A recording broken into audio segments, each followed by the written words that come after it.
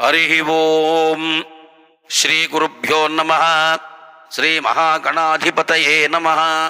శుక్లాంబరధరం విష్ణుం శశివర్ణం చతుర్భుజం ప్రసన్నవదనం ధ్యాయేత్ సర్వవిఘ్నోపశాంతయే. ఓం నమో గోభ్యః శ్రీమతీభ్యః సౌరాభేయీభ్య ఏవ చ నమో బ్రహ్మానుతాన్యభ్యశ్చ పవిత్రాభ్యో బ్రహ్మదేవాయ నమో నమః. శాంతాకారం భుజగశయనం పద్మనాభం సురేశం విశ్వాకారం గగనసదృశం మేఘవర్ణం శుభాంగం లక్ష్మీకాంతం కమలనయనం యోగిహృద్యానగమ్యం వందే విష్ణుం భవభయహరం సర్వలోకైకనాథం.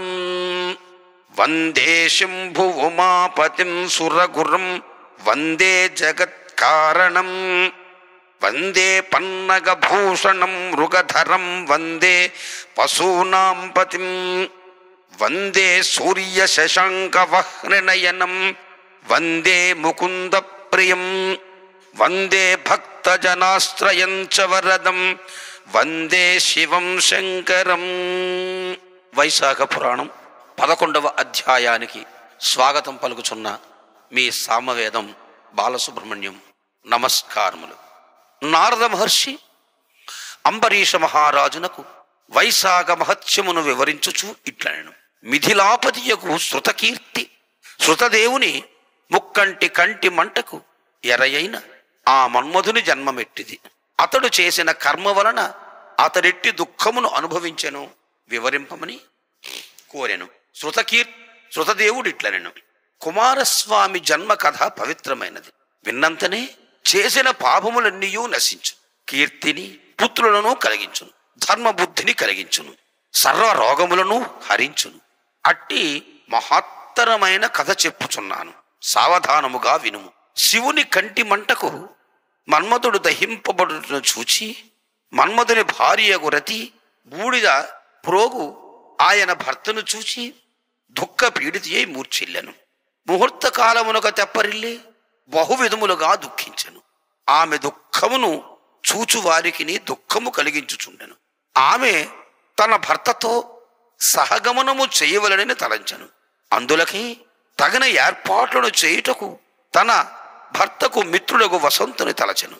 వీరపత్నియగు ఆమె కోరిక ప్రకారము చితిని ఏర్పరచుటకై వసంతుడు అచ్చటకు వచ్చెను.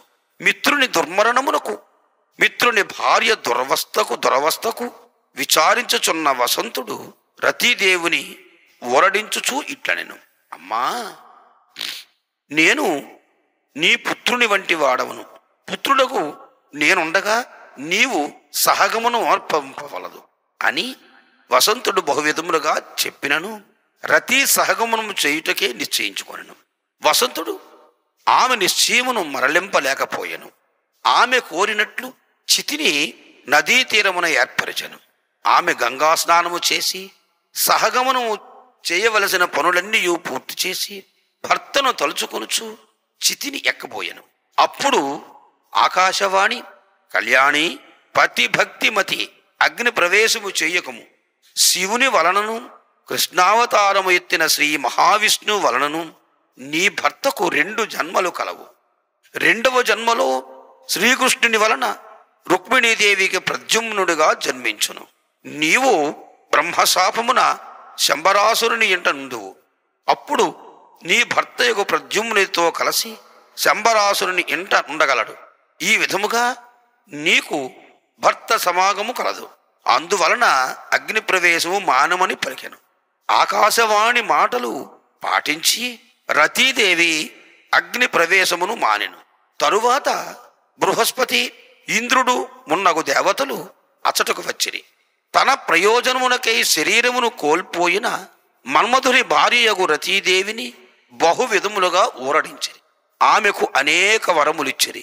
శివుని కంటి మంటలో దహింపబడి శరీరము లేనివాడై అనంగుడను పేరుతో మన్మధుడు పొందును. నీకు మాత్రము యథాపూర్వకముగా కనిపించునని ఆమెకు వారు వరములిచ్చి ఊరడించి పెక్కు ధర్మములను ఉపదేశించి ఇట్లనిది. కళ్యాణి, పూర్వజన్మలో ఇతడు సుందరుడును మహారాజు, అప్పుడును నీవే ఇతనికి భార్యవు. అప్పుడు రజోదోషమునందుండెను. ఆ ధర్మములను పాటింపకపోవుటచే ఇప్పుడు ఈ స్థితి వచ్చినది. కావున వైశాఖ మాసమున గంగా స్నానము చేయుచు వైశాఖ వ్రతము ఆచరింపము. పూర్వజన్మలో నీవు చేసిన దోషమునకు ప్రాయశ్చిత్తమగును.